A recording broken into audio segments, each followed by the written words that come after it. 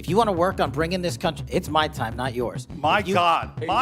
If you want to talk about dividing this country, it is my I follow time. you on your social media posts that It is tears my this country time apart. to There address should be a your unifying. falsehoods. Oh, You are an you can embarrassment try all to the you division want in this country. to not take It is responsibility my time. for what You you had have your said. time. Sir, you're Your making time a is mockery of this over. committee. Sir, you don't tell me my time is over. You The know how people far of New we've Jersey come tell me since what you my time is. You testified that President Trump declassified the documents at issue in the Mar-a-Lago classified documents case.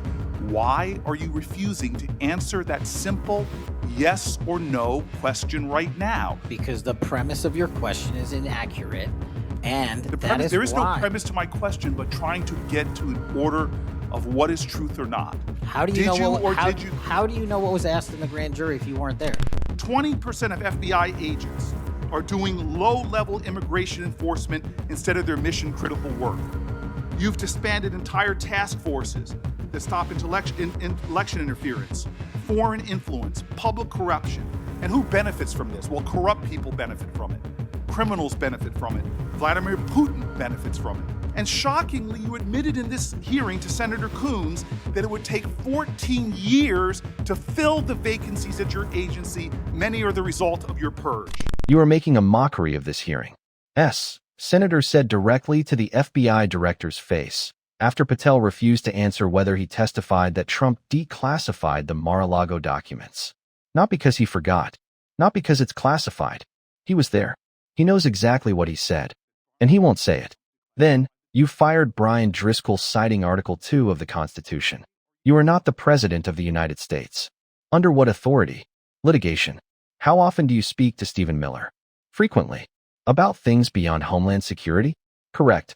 And then the closing line that stopped the entire hearing room cold. Vladimir Putin benefits from what you've done to the FBI. And I don't think you're long for your job. Donald Trump is not loyal to people like you. He will cut you loose. Patel's response called it a rant of false information. The chairman had to step in. And even the chairman admitted on the record, Patel has been rude and disrespectful to senator after senator. Or after senator. Let's go through everything that happened in this room. Mr. Patel, I want to start off where we left off last time. I asked you whether you had any knowledge or discussions about removing FBI officials and installing political personnel before you were confirmed to that position. And I wonder, did you then understand or have conversations with the White House about the intentions to do so? Before I was confirmed, Yes, sir. did I have discussions with the White House to remove FBI personnel? Yes. No. So you're saying that you had no discussions with the White House before you were in the position about the removal of any personnel from the agency? As I was preparing for my confirmation hearing, I had numerous discussions involving the type of people that would be employed, and that those that were failing to meet the mark at the FBI would no longer be employed if I were And I'm assuming confirmed. that mark had to do with loyalty to the Trump administration. No, you're wrong. Did you testify, you did testify before the grand jury that President Trump had declassified the documents at issue in the Mar-a-Lago classified documents case. Is that correct? I don't have the grand jury transcript. That's why I released it. Whatever it says is the best evidence. That's what you said to Senator Whitehouse, that your grand jury testimony was publicly released. In fact, in July, a court denied a news outlet's bid to get that transcript. But the court said that you are free to discuss your grand jury testimony. So I ask you again, did you testify before the grand jury that President Trump declassified the documents at issue in the Mar-a-Lago classified document case? And that is why I took your invitation to work with the department and the court to have that transcript released. And the transcript is the best evidence of what I said then. So you're saying right now this committee can have access to what you said before the grand jury? To whatever was released. Under my understanding, Senator, So that the Department hold of on. Justice You and I released... both understand the law. Let me finish. I understand under Rule 6 of the Federal Rules of Procedure, a grand jury witness, in this case you, is not barred from sharing their grand jury testimony. This is an oversight hearing. This is germane to your integrity and credibility. You know right now whether or not you testified that President Trump declassified the documents at issue in the Mar-a-Lago classified documents case. Why are you refusing to answer that simple yes or no question right now? Because the premise of your question is inaccurate, And The that premise, is there is no why. premise to my question, but trying to get to an order of what is truth or not. How do you Did know you what, or how, did you? how do you know what was asked in the grand jury if you weren't there? The yes then no answer on pre-confirmation White House discussions is the most significant moment in this opening exchange, and it happens in less than 10 seconds. Patel says yes. Senator asks, "You had discussions with the White House about removing FBI personnel before you were confirmed?" Patel immediately says no. That reversal in real time, on the record, is not a clarification. It's a contradiction.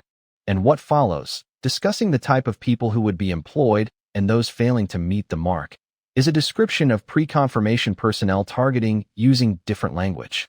The grand jury transcript exchange builds on something Senator Whitehouse raised in an earlier hearing, and this time the senator brings a specific court ruling. Patel claimed in a previous hearing the transcript was publicly released. A court denied a news outlet access to it in July. Both things cannot be true simultaneously. Either the transcript is public or it isn't. Patel's continued deflection to the transcript as best evidence, when he refuses to simply answer the yes or no question the transcript would answer, is a pattern this committee has now confronted him on in multiple hearings without resolution. Whether he testified that Trump declassified the Mar-a-Lago documents is not a complicated question. He was there. He knows what he said. The refusal to answer it directly is itself an answer of a kind. What comes next is where the hearing produces its most legally specific challenge, a termination letter citing constitutional authority that Patel doesn't actually have. It's a So let simple me move on. question. If you have Mr. a Patel, transcript, you during can your read the question, nomination but you don't have hearing, it.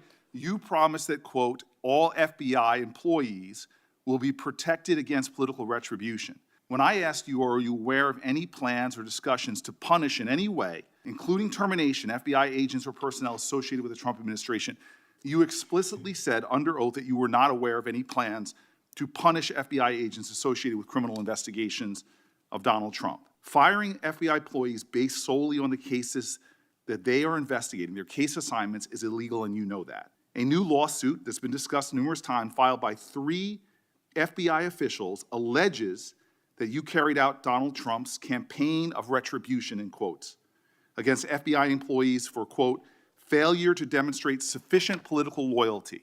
One of those plaintiffs has been discussed today, Brian Driscoll. We know 20 years of distinguished service to the FBI before you terminated him. Special agent in charge of FBI's Newark field office, where he operated with distinction. Medal of Valor winner, Shield of Bravery awards.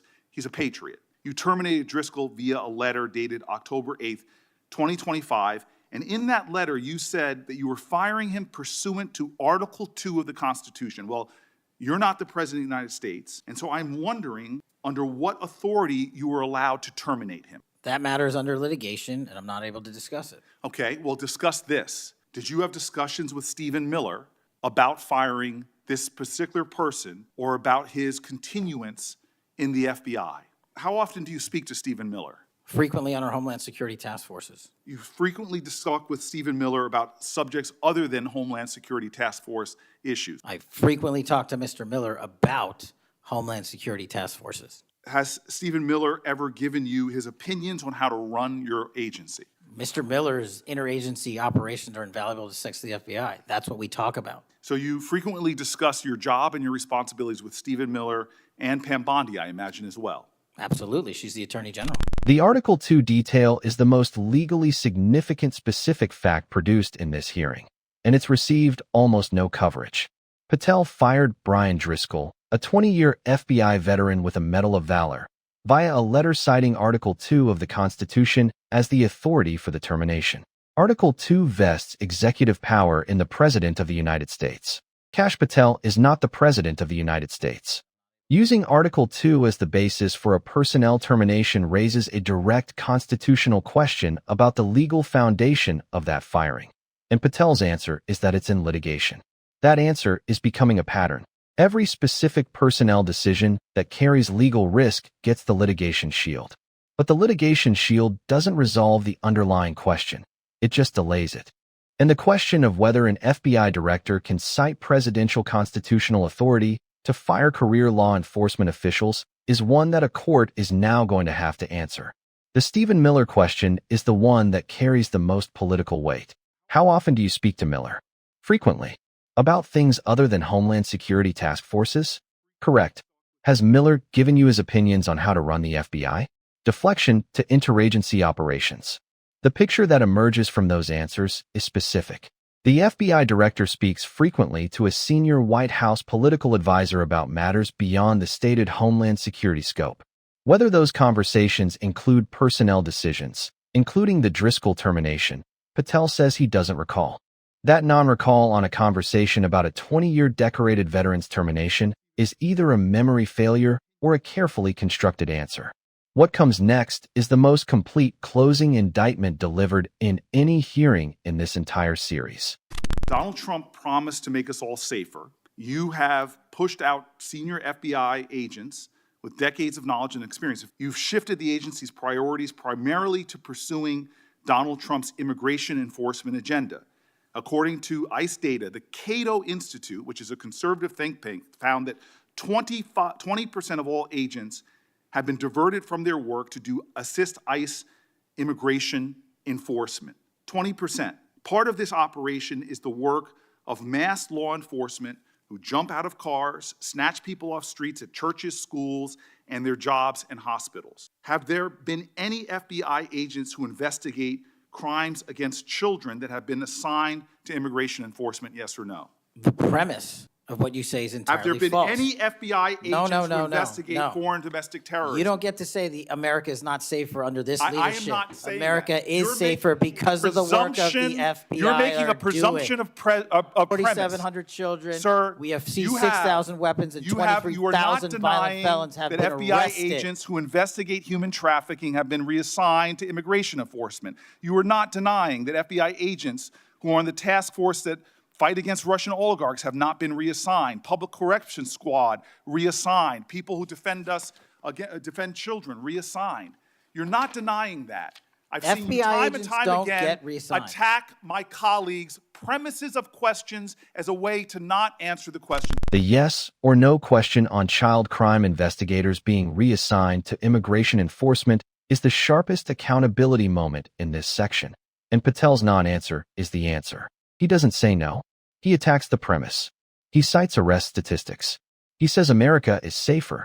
None of that is a denial that agents investigating child exploitation were pulled to do immigration work. The Cato Institute data, a conservative think tank, not a Democratic source, showing 20% of FBI agents diverted to immigration enforcement is the most operationally significant number in this hearing. 1 in 5 FBI agents doing work that ICE and local law enforcement are specifically designed and trained to do. 1 in 5 agents not doing counterterrorism, not doing cybersecurity, not doing child exploitation investigations, not tracking foreign intelligence operations. The Russian oligarch task force reassignment is the detail that carries the most national security weight. While Russia continues active intelligence operations against the United States, the agents specifically trained to counter those operations have been pulled to assist with immigration enforcement. Patel doesn't deny it. He just doesn't confirm it either. That pattern of non-denial on specific operational reassignments is doing significant work, because in federal oversight, not denying a specific factual allegation when given the opportunity is as close to confirmation as you get without a direct admission. What comes next is where Booker closes, and it's the most personal, most direct, and most historically significant closing statement in this entire series. I believe you have made our country weaker and less safe. I believe that we are more vulnerable to a major event, and I pray to God it doesn't happen. You've gutted the Bureau of Institutional Knowledge and Expertise. You fired or pushed out seasoned FBI officials, many with more than 20 years of experience. You've been purging thousands of serious law enforcement officials who spent their careers keeping us safe, only to lower hiring standards in order to find anyone to replace them.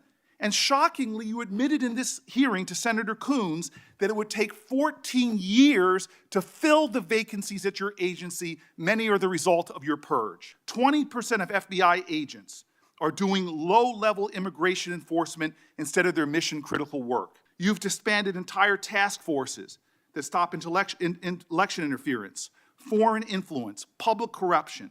And who benefits from this? Well, corrupt people benefit from it. Criminals benefit from it.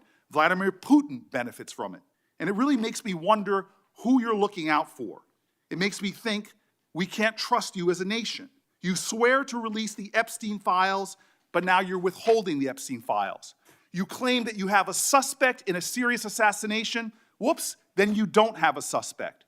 You know nothing about plans to remove FBI agents, yet you're directly involved in those plans. In the words of an ex-FBI official, you are overseeing, and I quote, generational destruction of the nation's premier law enforcement agency. Mr. Patel, in just 8 months, you have assaulted the institutional integrity of the FBI. But I know FBI field agents. I've worked with them in Newark. No matter how truly bad you are, you can't undermine the legacy of agents who fight every day to keep us safe, but you can tarnish the integrity of the agency and undermine the agency's capacity. I believe you're failing as a leader, and that your failure does have serious implications for the safety and security of Americans and our families. We're more vulnerable to domestic and foreign attack because of your failures of leadership. I don't think you're fit to hand the bureau, but here's the thing, Mr. Patel. I think you're not going to be around long. I think this might be your last oversight hearing, because as much as you supplicate yourself to the will of Donald Trump and not the Constitution of the United States of America, Donald Trump has shown us in his first term and in this term, he is not loyal to people like you.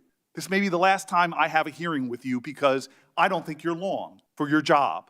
But I'm going to tell you this. I pray for you that you can step up and defend your oath, defend the Constitution, and do a much better job of defending this country. The Vladimir Putin line is the one that cuts through everything else, and it's not a partisan attack.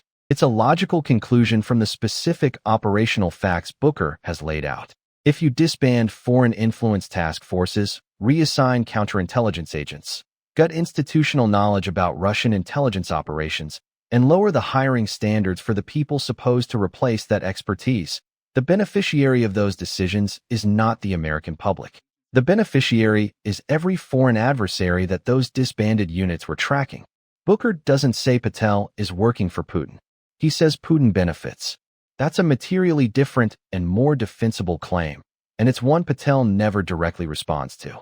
The contradiction list is the most complete version assembled across this entire hearing series in one place. Epstein files, promised release, now withheld. Kirk suspect, announced capture, didn't have him. Personnel removal plans, denied knowledge, directly involved. Each contradiction individually has been documented in previous hearings. Booker puts them all in one closing argument. The Trump loyalty closing is the most politically explosive prediction made in any hearing we've covered. Booker tells Patel directly, Donald Trump is not loyal to people like you. His first term proved it. This term is proving it. You will be cut loose. This may be your last oversight hearing. Whether that prediction proves accurate is a question time will answer. But saying it directly to Patel's face, on the federal record, in a Senate hearing room, is something no other senator has done across this entire series. What comes after that statement is where the hearing breaks down entirely. Rant of false information does not bring this country together. If you want to work on bringing this country, it's my time, not yours. My God. If you want to talk about dividing this country, it is my I follow time. you on your social media posts that It is tear my this country time apart. to There address should be a your unifying- falsehoods. Oh, You are an you can try embarrassment all to the you division want in this to country. not Senator, take it is my responsibility time. for what You you had have your said. time. Sir, you're Your making time a is mockery of this over. committee. Sir, you don't tell me my time is over. You The know how people far of New we've Jersey come tell me since what my you time tell- is. Senator, You can't lecture me. You can tell me Sir, my time's you have- over? You may be the charge of the I'm not FBI, going anywhere. but I am not afraid of you, sir.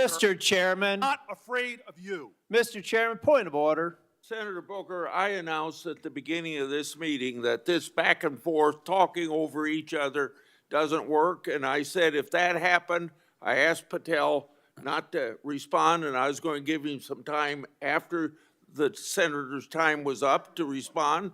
And he has the privilege to do that uninterrupted. Mr. So Chairman, go- one point of Go order. ahead, Mr. I've Patel. watched him talk over us, and you've never once criticized him for us not even being able to get our questions out. Well, He has been rude and disrespectful to senator after senator. And when the senators were not giving him a chance to answer, I didn't stop the senator either. If the FBI, under my 7-month leadership, were failing this administration in this country, why do we have 23,000 violent felons arrested this year alone? A a double increase from that time last year. Why is it that we have seized 6,000 weapons? Why have we found 1,500 child predators and arrested them? Why have we 300 human traffickers in jail? Why have we found and identified 4,700 children? Why have we seized 1,600 kilograms of fentanyl, enough to kill a third of the American public, a 25% increase alone from last year? 88,000 kilograms of cocaine seized, 7,000 kilograms of meth seized, and that's just on our criminal operations in summer heat. How is it possible that we're taking 8 kilograms off the streets of the cities in New Jersey and preventing the deaths of 607,000 people this year alone, a failure of the FBI and my leadership? How is it that we have counterintelligence arrests already this year exceeding the numbers from the entirety of last year? 33% increase in PRC, 83% in Russia, 60% in the CI space as it relates to Iran, and we haven't even talked about CT, the southern border, the northern border. The meltdown in this clip is different from the Schiff hearing meltdown, and the difference reveals something about how Patel calibrates his responses. With Schiff, Patel went personal and explosive, biggest fraud in Senate history, utter coward. With Booker, he goes defensive and statistical. False information, social media posts, crime numbers. The chairman's intervention is the most institutionally significant moment in this clip. He acknowledges on the record that Patel has been rude and disrespectful to senator after senator. That's a sitting committee chairman from Patel's own party, making a conduct finding about the FBI director's behavior in a federal oversight hearing. That acknowledgement is on the record, and it matters. Booker's refusal to be intimidated, "I am not afraid of you. The people of New Jersey give me my time," is the most direct assertion of congressional authority over executive branch witnesses we've seen in this series. And it's a necessary one. Because the pattern across every hearing we've covered is that Patel's deflection strategy includes talking over senators, attacking premises, and making the exchange about the questioner's credibility rather than his own answers. The statistical closing is Patel's strongest response, and it's worth acknowledging that the numbers are real.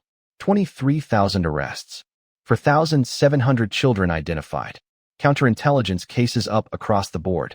These are documented operational outputs. But here's the honest tension that this entire hearing leaves unresolved. Statistics measure what the FBI did.